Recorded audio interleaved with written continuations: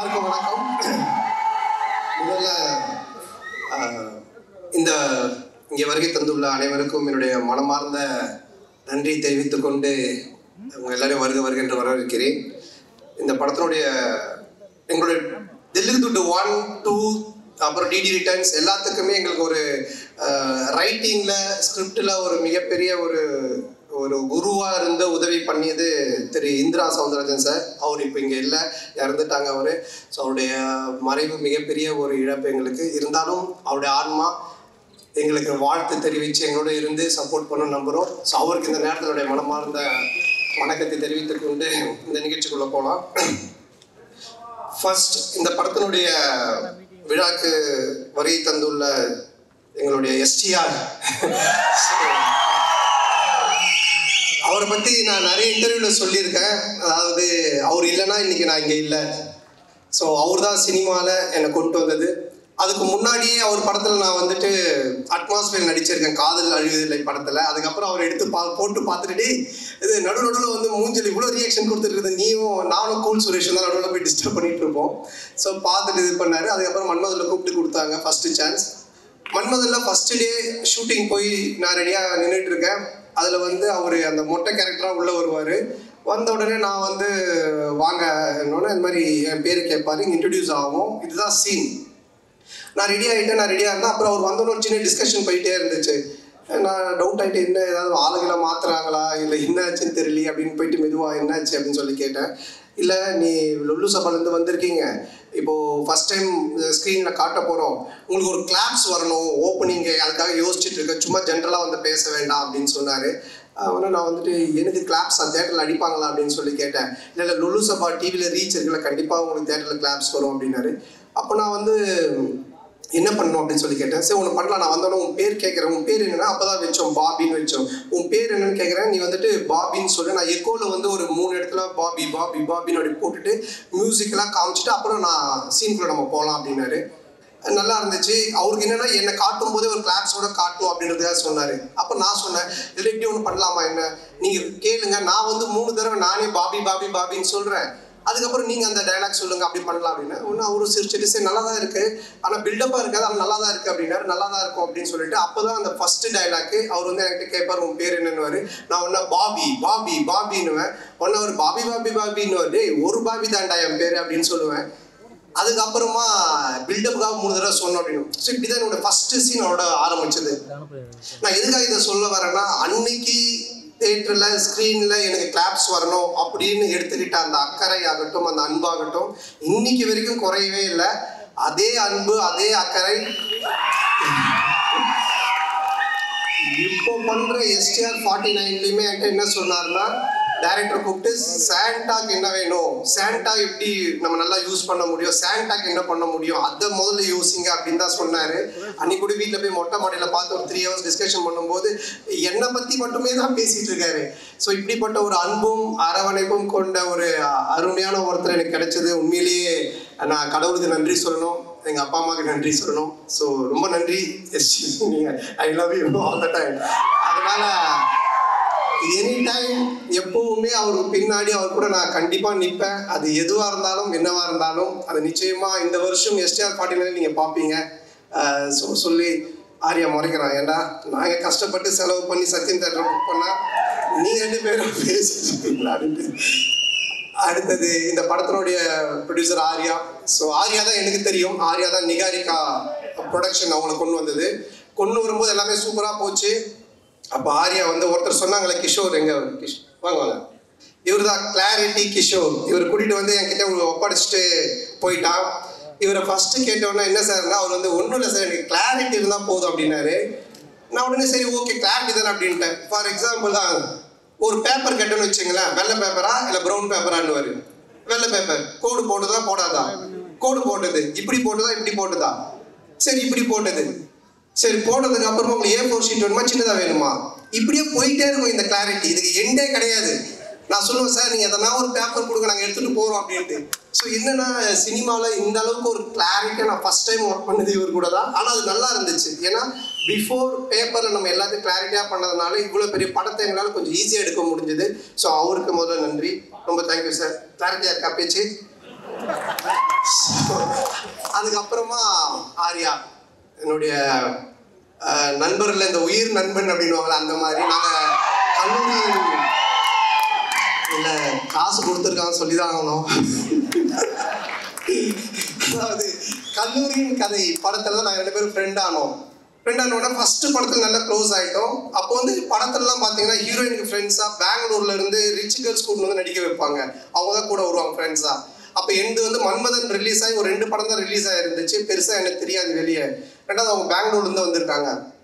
ஆர்யா தான் ஹீரோ. அவங்க அறிந்து மரியாதை நடிச்சு முடிச்சிருக்காங்க, ரிலீஸ் ஆகலை. ஸோ நாங்களாம் ஒன்றா தான் உட்காந்து சாப்பிடுவோம். எங்களுக்கு கேரவன் கிடையாது. அப்போ அவங்கெல்லாம் நீங்கள் யாருன்னு என்ன கேட்கும்போது நான் ஆர்யா ஹீரோன்னு தெரியும். இந்த படத்தில் நீங்கள் யாருன்னா ஒன்று ஆர்யாவில் என்னது இவர் யாருன்னு கேட்டிங்களா? இவர் தான் comedy super star, south India comedy super ஸ்டார்ன்ட்டான். ஆனால் அவங்களாம் is a comedy super star south India, yes Telugu Malayalam Tamil all language is a super ஸ்டார்ன்ட்டான். உடனே அந்த பொண்ணுங்களை ஒரு மாதிரி டவுட்டாக என்ன பார்த்தாங்க. பார்த்தோன்னே டக்குன்னு ஆர்யாலாம் வச்சு அவங்க டவுட்டாக பார்க்குறாங்க. டக்குன்னு ஒரு காமெடி பண்ணு அப்படின்னா, டேய் என்னடா சம்மந்தமே இல்லாமல் காமெடி சூப்பர் ஸ்டார் இப்போ காமெடி பண்ணுன்ற வச்சு பண்ணு தப்பாயிடும் நீ பண்ணு அப்படின்னா, சரி நானே எழுந்து அவங்க முன்னாடி சரி பழைய பாட்டுக்கு இப்போ இருக்க ஹீரோஸ்லாம் டான்ஸ் ஆன அப்படின்னு ஆடி காமிச்சிக்கிட்டு இருக்கேன். அவங்க சிரிக்கல, மச்சான் பத்தல இன்னும் நல்லா பண்ணு அப்படின்னா. இதுதான் நாங்கள் பிஎஸ்ஓபியில் கூட வச்சுருந்தோம். உடனே கொஞ்ச நேரம் கழிச்சு அவனும் வந்துட்டான் நடிக்கிறது. 2 பேரும் சேர்ந்து பயங்கரமாக அவன் ஹீரோயினா நான் ஹீரோவாக நடிச்செல்லாம் ஆடிட்டு இருக்கோம். அவங்களாம் அப்படியே பார்த்துட்டு இருக்காங்க. இதை டைரக்டரும் ப்ரொடியூசரும் பார்த்துட்டாங்க. 2 பேரும் கூப்பிட்டு என்ன சார் ஒரு ஹீரோ ஒரு காமெடின்னு அந்த பொண்ணுங்க முன்னாடி போய் டான்ஸ் ஆடினு காமெடி பண்ணிட்டு இருக்கீங்க அப்படின்னு மாதிரி. இல்லை சார் அவனை வந்து ப்ரூவ் பண்ண நான் சொன்ன மச்சான் நீங்கள் ப்ரூவே பண்ண வேணாம், என்னை விட்டுரு நான் காமெடி இல்லாமல் விட போகிறேன்ட்டு. அதுக்கப்புறமா அந்த காமெடி சூப்பர் ஸ்டார்ன்றது அவன் விடவே இல்லை. சேட்டை படம் அப்போ காமெடி சூப்பர் ஸ்டார் டைட்டிலே எனக்கு போட்டுட்டான் படத்தில். நான் லிங்கால நடிக்கும் போது ரஜினி சார் கூப்பிட்டு கேட்குறாரு நீங்கள் காமெடி சூப்பர் ஸ்டாரா அப்படின்னு. நான் ஒன்றும் இல்லை சார் ஆர்யா தான் போட்டான்னு. நீங்கள் சொல்லாமலா போட்டிருப்போம் அப்படின்னு. சார் சத்தியமாக நான் சொல்ல சார், அதாவது என்னை எந்த லெவலில் மாட்டிக்கிட்டு இருக்காங்க. ஸோ என்னோட ஃப்ரெண்ட்ஷிப் அந்த மாதிரி. ஆனால் இதெல்லாம் ஒன்றுமே இல்லை. இப்போ ஒரு மேட்ரு ஒன்று சொல்ல போகிறேன், அதை கேளுங்க. என்ன ஆச்சுன்னா இந்த படம் ஆரம்பிச்சிட்டோம். இந்த மாதிரி ஆனந்த் போய் லைன் சொல்லிட்டான், ஆர்யாவுக்கு பிடிச்சி போச்சு, ஆர்யா சூப்பர் நம்ம பண்ணலாம் அப்படின்னு சொல்லிட்டான். சொல்லி முடிச்சுட்டு 6 மந்த் ஆகிடுச்சு. நான் அதுக்கப்புறம் டிடி ரிட்டர்ன்ஸ் முடிச்சுட்டு வடக்குப்பட்டி ராமசாமி அப்புறம் இங்கே நான் தான் இங்கெல்லாம் முடிச்சுட்டேன். ஸோ அப்புறம் ஆர்யா வந்தான், அவங்க ஃபுல் ஸ்டோரி சொன்னாங்க. ஆர்யா கேட்டுட்டான். நான் இந்த இன்பிட்வீனில் ஒரு இடம் வாங்கினேன். இடம் வாங்கி வீடு ஒரு பழைய வீட்டோட வாங்கினேன். அந்த வீட்டை வந்து ரெனோவேஷன் பண்ணிவிட்டு அங்கே போயிடலாம் அப்படின்ற ஒரு ஐடியாவில் நான் ரெடி பண்ணிட்டு இருக்கேன். எங்கள் அம்மாவும் ஒய்ஃபும் வெள்ளிக்கிழமைனா அந்த வீட்டுக்கு போயிட்டு விளக்கு ஏற்றுவாங்க. ஆல்மோஸ்ட் அந்த வீடு செட் ஆகிடுச்சு, தான் போகிறோம் அப்படின்ட்டு. ஆர்யா கதை கேட்டு முடிச்சுட்டு எங்கடா இருக்க அப்படின்னு சொன்னால், மச்சான் அந்த மாதிரி நான் இந்த ஒரு இடம் வாங்கியிருக்கேன்டா, அங்கே ஒரு வீடு இருக்குது, அது ரெனோவேஷன் பண்ணிட்டு இருக்கேன். சரி எங்கே நான் வந்துடுறேன் அப்படின்ட்டு அங்கே வந்தான். வந்து மச்சான் படம் சூப்பராக இருக்குது, கதை நல்லா நம்ம பண்ணிடலாம், எவ்வளோ செலவுனாலும் பிரச்சனை இல்லை, செம்மையாக பண்ணிடலாம். சரி இது என்னதான் இதான் மச்சான் வீடு நான் சொன்னேன். பார்த்துட்டு இல்லை டேய் என்னடா வீடு நல்லாவே இல்லையா மச்சான், அவன் உள்ளெல்லாம் போய் பார்த்துட்டுல மச்சான் இந்த வீட்டை இடிச்சிரு அப்படின்ட்டான். நான் ஒன்றே ஷாக் ஆகி மச்சான் வீட்டெல்லாம் இடிக்க முடியாது மச்சான், நான் வீட்டிலலாம் சொல்லிட்டேன் இது ரெனோவேஷன் பண்ணுறேன், இடிச்சா நிறைய செலவாகும், அதுவும் இல்லாமல் ரொம்ப நாள் ஆகும்ல, டேய் கம்முனு நீ ஏதாவது ஒன்று இப்படி தான் பண்ணுவேன் இடம் கூடமா, அதுக்கப்புறமா வந்துட்டு இது சரியில்லை அது சரியில்லை சொல்லிட்டு இருப்பேன் அப்படின்னு சொல்லிட்டு என்ன பண்ணிட்டான்னா வீட்டு இடிக்க சொல்லி உடனே அவங்க ஃப்ரெண்டுக்கு ஃபோன் பண்ணி இது மாதிரி மச்சான் சந்தான வீடு தான் அட்ரஸ் நான் அவனுக்கு அனுப்புகிறேன், நீ இந்த வீட்டை வந்து இடிச்சு ஃபுல்லாக டெமாலிஷ் பண்ணிருந்தேன். உடனே அவன் வந்து ஒரு பாய்க்கு ஃபோன் பண்ணால் ஒரு பாய் ஒருத்தர் வந்தார்.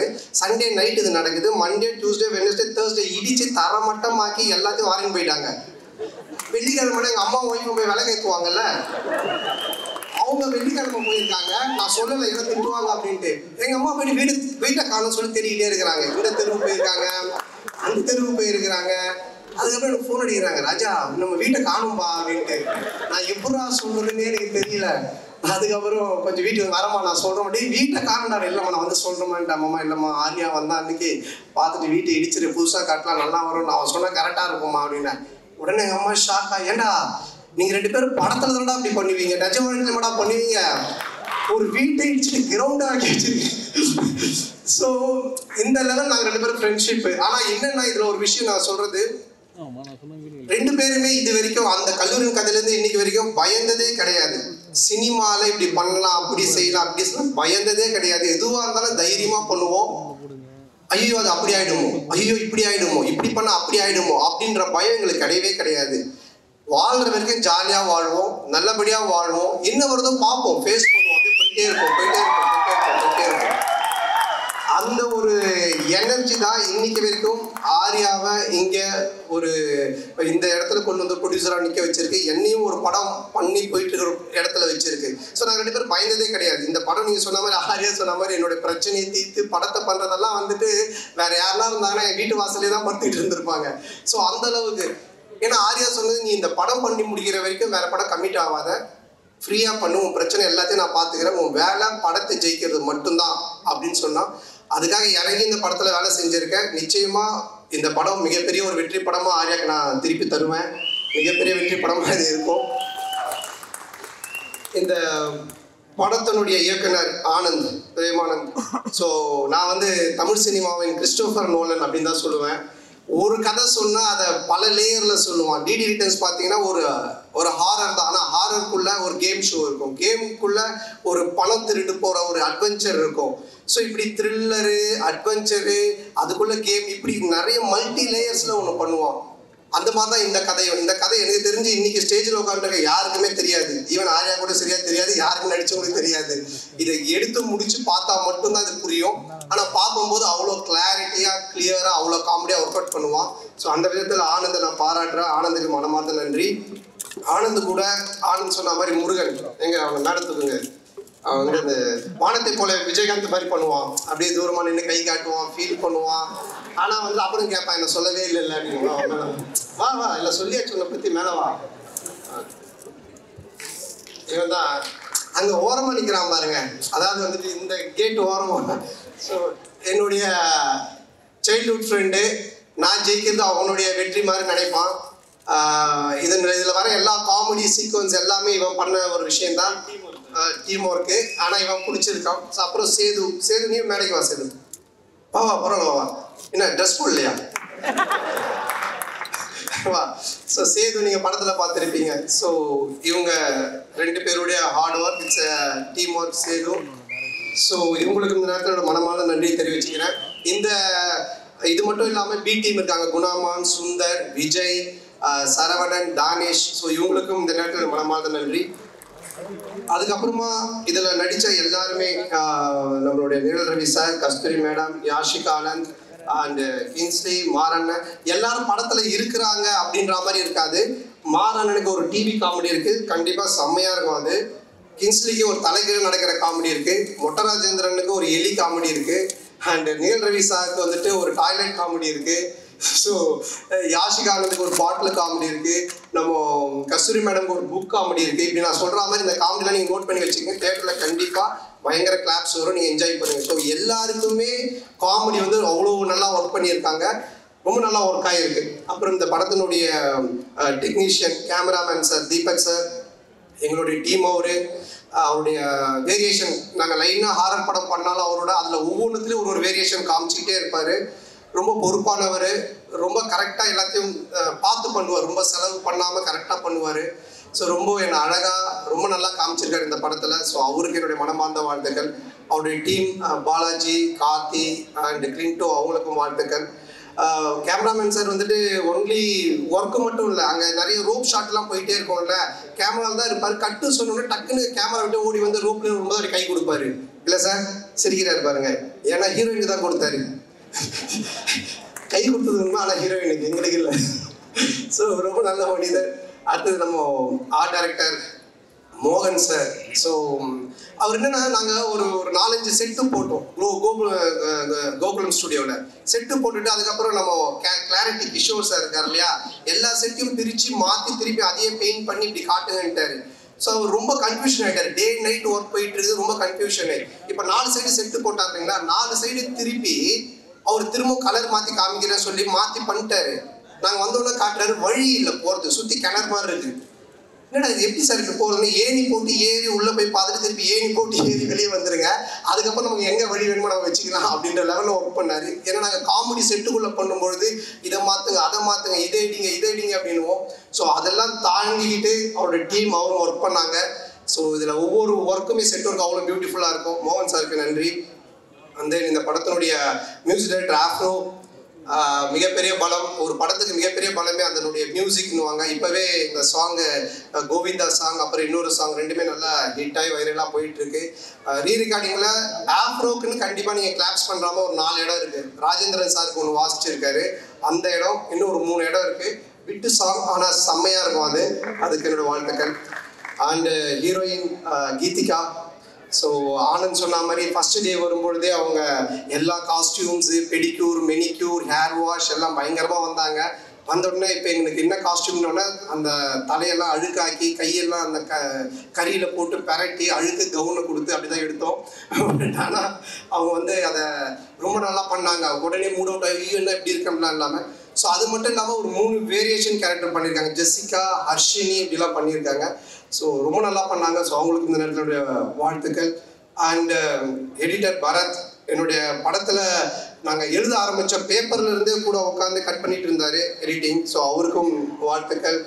அண்ட் இந்த டீம், என்னுடைய டீம் குஷி, ககன் அண்ட் மகேஷ், இளங்கோ, இவங்க எல்லாருக்கும் வாழ்த்துக்கள். அண்ட் இந்த படத்தினுடைய மெயின், அதாவது வந்து டிடி தில்லுதுடு 1, 2, 3 இதெல்லாம் பார்த்துருக்கேன். டிடி ரிட்டர்ன்ஸ் அதே டீம் எல்லாம் பார்த்துருக்கேன். இதில் இன்னும் புதுசு, இதில் நம்ம என்ன பார்க்கறதுக்கு இருக்குது அப்படின்னு நீங்கள் நினச்சிங்கன்னா, Gautham Menon sir, GVM sir இருக்காங்க. அண்ட் செல்வராகவன் சார் 2 பேர் இருக்காங்க. இந்த 2 பேருமே ஹாரர் ஜானரில் இப்படி ஒரு கேரக்டர் பண்ணியிருப்பாங்களா அப்படின்ற மாதிரி தான் ஒன்று பண்ணியிருக்கோம். அது உங்களுக்கு பெரிய ட்ரீட்டாக இருக்கும், ஒரு மிகப்பெரிய ஒரு எக்ஸைட்மெண்ட்டாக இருக்கும் அவங்க 2 பேருடைய போர்ஷன்ஸ். ஸோ அவங்களுக்கும் இந்த நேரத்தில் என்னுடைய மனமார்ந்த நன்றியை தெரிவிச்சுக்கிறேன். And then stunt master Selva and Hari master அவர்களுக்கும், டிசைனர் தினேஷ் அண்ட் எல்லாருக்குமே இந்த நேரத்தில் என்னுடைய மனமார்ந்த நன்றி தெரிவிச்சுக்கிறேன். அப்புறம் இந்த படத்தை ரிலீஸ் பண்ணக்கூடிய சண்பகமூர்த்தி சார் அண்ட் ராஜா அவர்களுக்கும் என்னுடைய நன்றி. அண்ட் இந்த படத்தின் சேட்டலைட் ரைட்ஸ் வாங்கியிருக்க ஜிடிவி அவர்களுக்கும் என்னுடைய நன்றி. ஸோ எப்பவுமே நான் ஒன்று சொல்லுவேன், நம்ம ஒன்று ஜெயிக்கிறோம், ஒருத்தர் ரொம்ப உச்சத்துக்கு போகிறான், இல்லை லைஃப்பில் வந்துட்டு ரொம்ப ஒரு உயரத்துக்கு போகிறான் அப்படின்னு சொன்னால், நான் ஃபார் எக்ஸாம்பிள் ராமாயணம் கூட சொல்லுவேன். ராமரை பற்றி எல்லாரும் பேசுவாங்க, ஆனால் அதுக்கு காரணம் ராமர் மட்டும் இல்லை, அதில் அவர் கூட இருந்து அவரை பற்றி பேசின சீதா அண்ட் லக்ஷ்மணன், விபூஷணன், பரதன், ராவணன், இப்படி எல்லா கேரக்டருமே சேர்ந்தது தான் அந்த ராமன் அப்படின்ற ஒரு எலிவேஷன். அந்த மாதிரி யாராக இருந்தாலுமே வாழ்க்கையில் ஒருத்தர் ஒரு உயரத்துக்கு போகிறான்னா அவன் மட்டுமே இல்லை, அவனோட டேலண்ட்டை மட்டுமே காரணம் இல்லை, அவனை சுற்றி இருக்கிறவங்க எல்லாருமே காரணம். அப்படி என்னை சுற்றி இருக்கிற இங்கே இருக்கிற என்னுடைய நண்பர்களாக இருக்கக்கூடிய மேடையில் இருக்கக்கூடிய எல்லாருமே, அப்புறம் அந்த ஏதோ சிரீஷ் நண்பர் அந்த கடைசியில் உட்காந்துருக்காரு. ஸோ இந்த மாதிரி ஒரு நட்பு எல்லாம் கிடைச்சது எனக்கு மிகப்பெரிய ஒரு பாக்கியம் தான் நினைப்பேன். என்னுடைய முதுகெலும்பாக இருந்து என்னுடைய டீம் எனக்காக எழுதிட்டு இருக்கிறது, இந்த மேடையில் உட்காந்துட்டு இருக்கு, எனக்கு வாய்ப்பு கொடுத்த எஸ்டிஆர்ல இருந்து, இன்னைக்கு நாங்கள் ஹீரோவா இந்த படத்தில் நிற்கிறதுக்கு காரணமாக இருக்க ஆர்யால இருந்து, மாறன்ல இருந்து எல்லாருமே, அந்த அன்னைக்கிலிருந்து இன்னைக்கு வரைக்கும் எனக்கு சப்போர்ட் பண்ணிட்டு இருக்கிற மீடியா அண்ட் ப்ரெஸ். ஸோ ரொம்ப நெருங்கிய நண்பர்கள் நிறைய பேர் இருக்கீங்க. பர்சனலாக ஃபோன் பண்ணி இது இப்படி சொல்லுங்கள், இதை பண்ணுங்க, செய்யுங்கன்னு எனக்கு சப்போர்ட் பண்ணிட்டு இருக்கீங்க நீங்கள். அதுக்கப்புறம் ரொம்ப என்ன சொல்கிறது, நம்ம ஃப்ரெஷ்ஷாக ஜாலியாக ஒன்று ஒர்க் பண்ணால் நம்ம குடும்பம் ஃபஸ்ட்டு ஹாப்பியாக நம்மளை வச்சுக்கணும். ஸோ என்னுடைய அம்மா, என்னுடைய மனைவி, என்னுடைய குழந்தைகள், ஸோ அவங்களுடைய இன்புட்ஸ், அவங்களுடைய அன்பும் அரவணைப்பும். அப்புறம் 12 வருஷம் கழித்து ஒருத்தன் படம் வந்து அந்த காமெடியை ரசிக்கிறீங்கன்னா, என் மேலே அளவு கடந்த அன்பு வச்சுட்டு இருக்கிற என் உயிரினும் மேலான அன்பு சொந்தங்களாகிய என்னுடைய ரசிகர்கள் நீங்கள் தான். ஸோ உங்களுடைய இந்த ஒரு அன்பும் மிக முக்கிய ஒரு காரணம். அதுவும் இல்லாமல் இன்னைக்கு ஃபங்க்ஷனில் ரொம்ப நாளைக்கு அப்புறம் என்னுடைய சொந்தங்களை கூட்டின்னு வந்திருக்கேன். மாமா, அக்கா, அண்ணன், சித்தி, அத்தை, மாமான்னு. ஸோ அவர்களுக்கும் எல்லா குட்டீஸ்க்கும் இந்த நேரத்தில் என்னோட மனமார்ந்த நன்றியை தெரிவிச்சுக்கிறேன். May 16th ரிலீஸ் ஆகுது. டெஃபினட்டாக படம் உங்கள் எல்லாரையும் மிக பெரிய லெவலில் திருப்திப்படுத்தும். நல்ல காமெடி ஒர்க் பண்ணியிருக்கோம். நீங்கள் தியேட்டரில் போய் பாருங்கள், பயங்கரமாக என்ஜாய் பண்ணுவீங்க. டிடி ரிட்டர்ன்ஸை விட 3 மடங்கு உங்களுக்கு ஒரு ட்ரீட் இருக்குது. அதை வந்துட்டு ரொம்ப ஆணித்தனமாக நான் சொல்லுவேன். ஸோ டெஃபினட்டாக நல்லா என்ஜாய் பண்ணுவீங்க. அது மட்டும் இல்லை, கொஞ்சம் பார்த்து பண்ணுங்க. என் காசாக இருந்தால் பரவாயில்ல, நண்பன் காசு. ஸோ அதனால இந்த வாய்ப்புக்கு நன்றி கூறி, மற்றும் வேற யாருக்கும் மதன் டீம், மதன் அண்ட் பரத், என்னோட டீம் ப்ரொடக்ஷன் டீம் பார்த்தீங்கன்னா Bharath, Kishore and Dev and Krishna, Jay. So அவங்களுக்கும் எல்லாரும், மற்ற யார் பேரெல்லாம் நான் விட்டுருக்கேன்னு தெரியல, எல்லாருக்கும் ஸோ எல்லாருக்கும் மனமார்ந்த நன்றி தெரிவித்து விடைபெறுகிறேன். May 16th மறக்காமல் தேட்டரில் போய் பாருங்கள். நல்ல படம், பயங்கரமாக என்ஜாய் பண்ணுவீங்க. ஃபேமிலியோட, குழந்தையோட பாருங்கள். குழந்தைங்களுக்கு தான் மெயினாக நிறைய சீக்வன்ஸ் ஒர்க் பண்ணியிருக்கோம். பயங்கரமாக என்ஜாய் பண்ணுவீங்க. Thank you. Thanks. Thank you so much, sir. So yes, so நம்ம எல்லாரும் வெயிட் பண்ண அந்த மொமெண்ட் வந்தாச்சு. அதாவது நம்ம லைஃப்லலாம் ஏதாவது ஒரு பெரிய டவுன்ஃபால் இருந்துச்சுன்னா அடுத்து ஏதாவது செம்மையாக ஒன்று பண்ணோம் அப்படின்னு சொல்லிட்டு ஒன்று பண்ணுவோம். அது ஒரு டக் மொமெண்ட்டாக மாறும். ஆனால் இங்கே இருக்க ஒருத்தருக்கு தன்னுடைய வாழ்க்கையே டக் லைஃபாக தான் இருக்குது. Is a man of swag and style and class. What a man you are. We love you so much, SDR. Please, ஒரு பெரிய கைத்தட்டல்.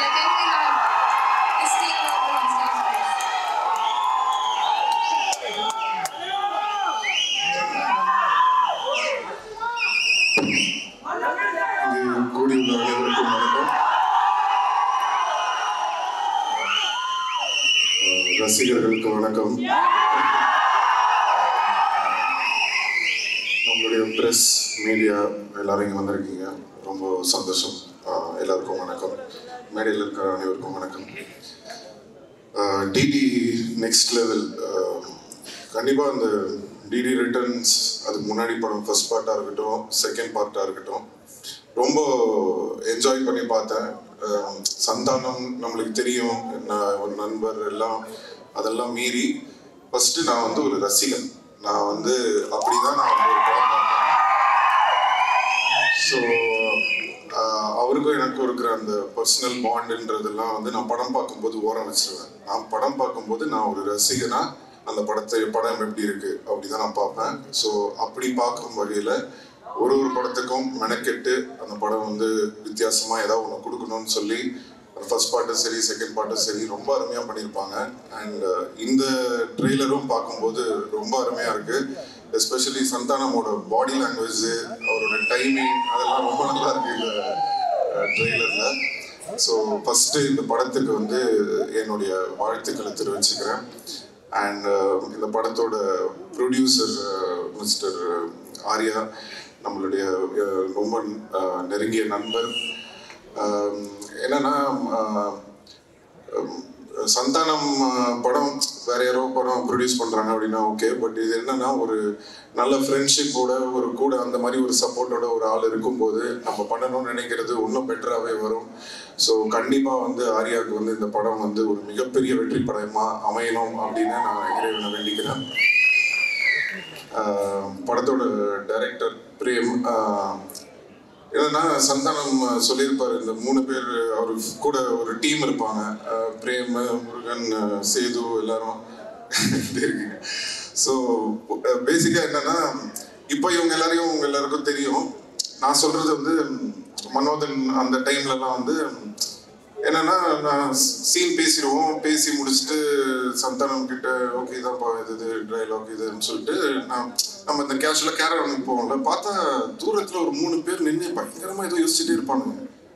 யாரா இவனுங்க, யார் உள்ள விட்டது, இவனுங்க பாட்டுக்கு ஒரு சைடில் நின்று ஏதோ பயங்கரமாக பேசிட்டு இருக்கானுங்கன்னு சொல்லிட்டு ஃபர்ஸ்ட் ஒரு வாட்டி நோட் பண்ணிட்டு நான் போயிட்டேன்.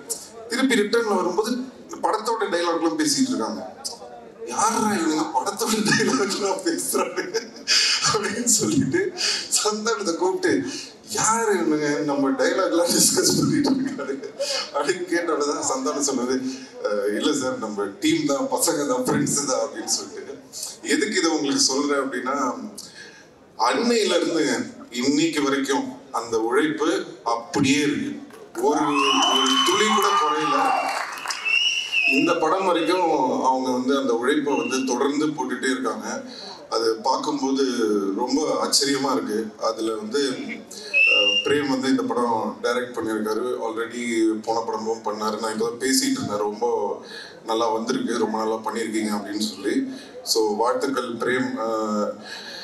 அப்புறம் ஆஃப்ரோ மியூசிக் டைரக்டர், அவர் வந்து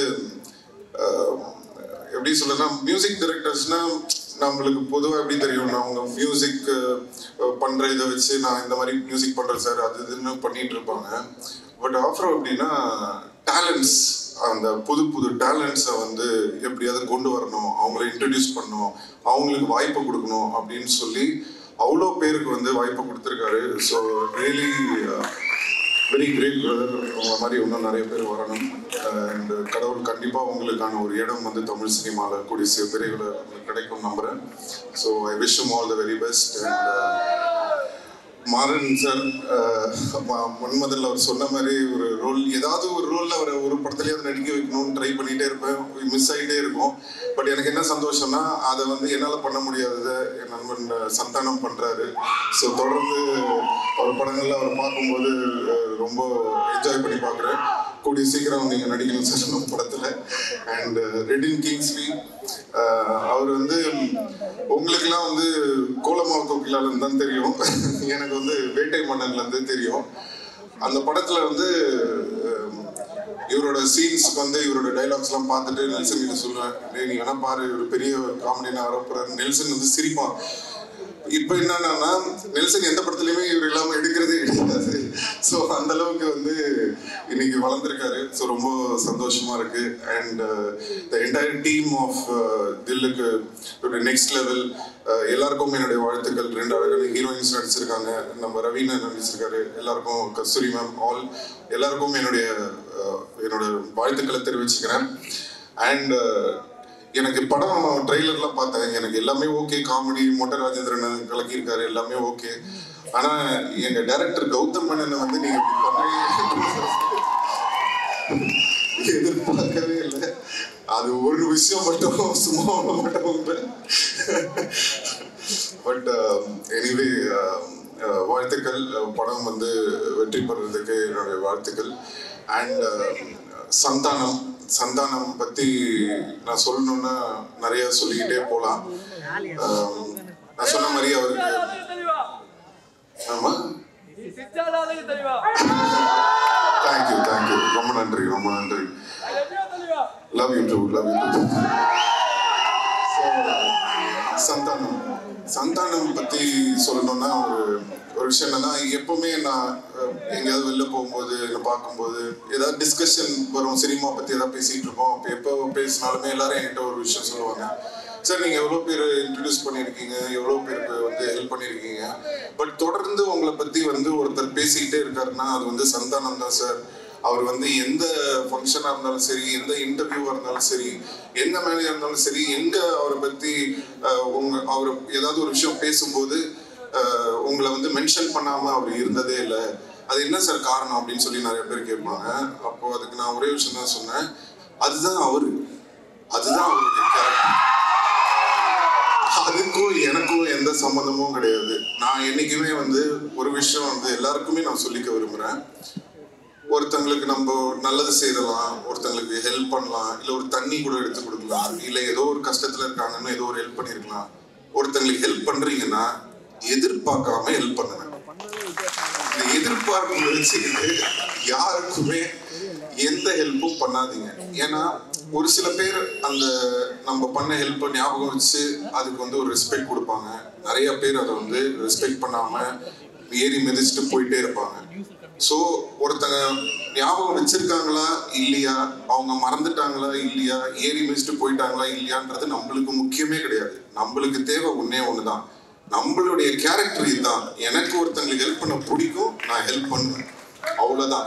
ஸோ அதை நம்ம வாழ்க்கையில் எப்பவுமே வந்து ஒரு இதுவாக வச்சுக்கிட்டோம்னு சொன்னால் எந்த ஒரு இதுவும் இருக்காது. ஸோ இதுலேருந்து நான் சந்தானம் பார்க்கும்போது என்ன தோணுச்சுன்னா, அவர் எனக்காக சொல்லலை, அவர் உண்மையிலேயே அதான் அவருடைய கேரக்டர். ஸோ அந்த பழசை மறக்காம அவர் இருக்கிறதுனால தான் இன்னைக்கு வரைக்கும் அவரோட எல்லா டீமும் அவர் கூட இருக்காங்க. ஸோ அது அவருடைய கேரக்டர் காட்டுது. அண்ட் சந்தானத்தோட பெரிய ப்ளஸ் வந்து நான் எப்பவுமே சொல்லியிருக்கேன், ஃப்ரெண்ட்ஸ் இந்த டீம் மட்டும் இல்லை, அவருடைய ஃபேமிலி. ஸோ பசங்க எல்லாரும் இன்னைக்கு வந்திருக்காங்க. நான் சின்ன குழந்தைங்களாம் பார்த்தேன், இன்னைக்கு எல்லாம் வளர்ந்து வந்துட்டாங்க, ரொம்ப ஆச்சரியமா இருந்தது. ஸோ எல்லாருக்கும் என்னுடைய நன்றியை தெரிவிச்சுக்கிறேன். அண்ட் சந்தானம் நான் சொன்ன மாதிரி அந்த ஒரு கேரக்டர், அந்த ஒரு குணம் அவர் வந்து மாறாமல் இருக்கிறது தான் வந்து இன்னைக்கு அவரை வந்து மேலும் மேலும் உயிரை வச்சுக்கிட்டே இருக்கு. ஸோ கண்டிப்பாக இந்த படம் டிடி நெக்ஸ்ட் லெவல், சந்தானத்துக்கு ஒரு நெக்ஸ்ட் லெவலாக இருக்கும்னு சொல்லி நான் இறைவனை வேண்டிக்கிறேன். அண்ட் STR 49, ஸோ திருப்பி ஒரு காம்பினேஷன் வேற வருது. ஸோ என்னன்னா, எதுக்கு இந்த STR 49ல சந்தானம் அப்படின்றதுக்கு வந்து நான் சொல்லணும்னு ஆசைப்படுறேன். அதுக்கு மெயின் காரணம் என்னன்னா, இன்னைக்கு வந்து சினிமா வந்து காமெடி வந்து ரொம்ப கம்மியாக இருக்கு. ரொம்ப சீரியஸான படங்கள் எடுக்க ஆரம்பிச்சிட்டோம். இப்போ பெரிய படங்கள், இப்போ ஒரு ஹீரோ படம்லாம் நீங்கள் பார்த்தீங்கன்னா உங்களுக்கு வந்து ஒரு நல்ல ஆக்ஷனு அட்ரினல் ரஷ்ஷோட படம் வேணும்னு எதிர்பார்க்குறீங்க. ஸோ நாங்கள் பண்ணுற படங்கள்லாம் முக்கால்வாசி பார்த்தீங்கன்னா ஆக்ஷனு அந்த ஒரு என்ன சொல்கிறது ஒரு அக்ரெசிவான படங்களாக இருக்குது. ஸோ தமிழ் சினிமாவில் ரொம்ப ஒரு ஜாலியாக சாஃப்டாக ஃபீல் குட்டான படங்களும் நிறையா வரணும். இப்போ ரீசெண்டாக வந்து நம்ம எடிட்டர் நினைக்கிறேன் நீங்கள் ஒர்க் பண்ணியிருந்தேன், அவர் வந்து இப்போ இந்த டூரிஸ்ட் ஃபேமிலின்னு ஒரு படம் பார்த்தேன், ரொம்ப அருமையாக இருந்தது படம். அந்த டீமுக்கும் என்னோட வாழ்த்துக்கள் தெரிவிச்சுக்கிறேன்.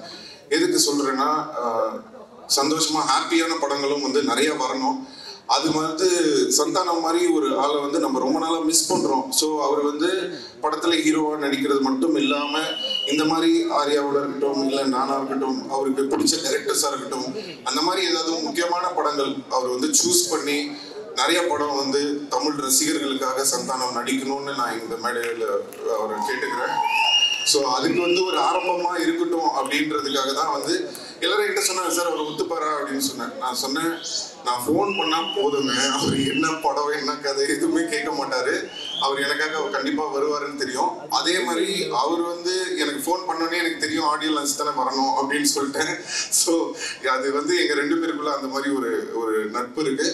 அதனால தான் நானும் அவர் வந்து தேவையில்லாமல் எதுக்கும் கூப்பிட மாட்டேன், அவரும் என்னை வந்து தேவையில்லாமல் இது பண்ண மாட்டார். ஏன்னா அவருக்கு தெரியும் அவர் கூப்பிட்டா வந்துடுவார். அதே தான் நான் வந்து சரி நம்ம கூப்பிட்டா சந்தானம் வந்துடுவார். ஸோ அதனால கண்டிப்பாக வந்து இனிமேல் நீங்கள் அதிகமாக சந்தானத்தை வந்து நிறைய படங்கள்ல இனிமேல் பார்ப்பீங்கன்னு நம்பலாம்.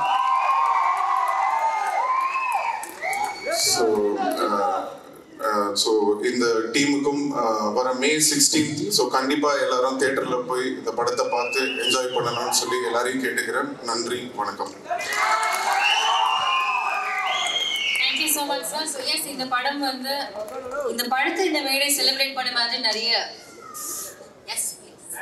இவ்வளோ நேரம் இந்த ரசிகர்கள் மன்றத்தை நல்ல முறையில் கொண்டுட்டு போகிற நம்ம குமரவேல் அவர்களுக்கும் மற்றும் இதை பொறுப்பெடுத்து நடத்தி கொண்டிருக்கும் மோகன், பிரபா, அந்த புளியந்தோப்பு பிரபா, ராணிப்பேட்டை பிரபா, ஸோ அவர்களுக்கும் மனமார்ந்த நன்றி. நல்ல முறையில் நல்லபடியாக பார்த்துட்ருக்கீங்க. அதே மாதிரி வெளியே போகிற வரைக்கும் எந்த டிஸ்டர்பன்ஸும் இல்லாமல் நல்ல முறையில் நீங்கள் எல்லாம் பார்த்துக்கணும்னு சொல்லி கேட்டுக்கிறேன். நீங்களும் நல்ல முறையில் நல்லபடியாக வீட்டுக்கு போய் சார். ரொம்ப நன்றி. தேங்க்யூ. Thanks sir.